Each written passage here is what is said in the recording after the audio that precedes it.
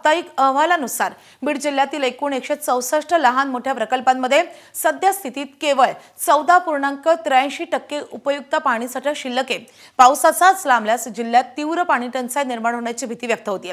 जिल्ह्यातील एकमेव मोठा प्रकल्प असलेल्या माजलगाव धरणामध्ये सध्या पाणी पातळी कमालीची खालावली आहे। त्यामुळे संपूर्ण मराठवाड्यामध्ये नेमकी काय स्थिती आहे याविषयी जाणून घेऊयात। आपले प्रतिनिधी आप्पासाहेब शेळके सध्या आपल्या सोबत आहेत। आप्पासाहेब, मराठवाड्याला पावसाची मोठी प्रतीक्षा आहे, पेरण्या खोळंबलेल्या आहेत, अपेक्षित पाऊस गेल्या काही दिवसांमध्ये झालाय का? आता पाऊस नेमका कसा पडतोय?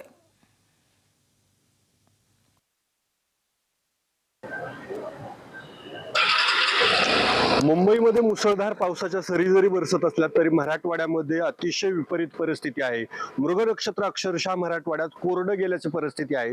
जून अखेरपर्यंत फक्त 103 मिलीमीटर पावसाची नोंद ही संपूर्ण मराठवाड्यात झालेली आहे।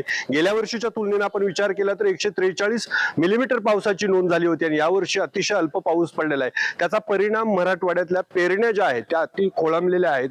50 लाख हेक्टर जवळपास क्षेत्र पेरणीयोग्य मराठवाड्याच्या 8ही जिल्ह्याचा विचार केला तर आहे। मात्र आतापर्यंत अवघ्या काही प्रमाणात म्हणजेच 2.5 लाख हेक्टर पर्यंतचीच पेरणी झालेली आहे।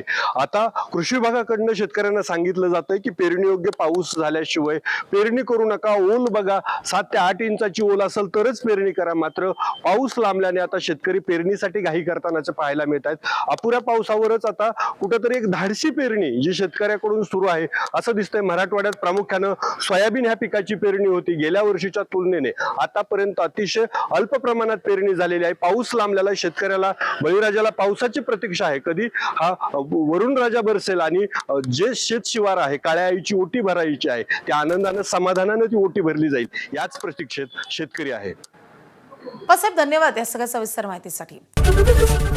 एबीपी माझा, उघडा डोळे बघा नीट।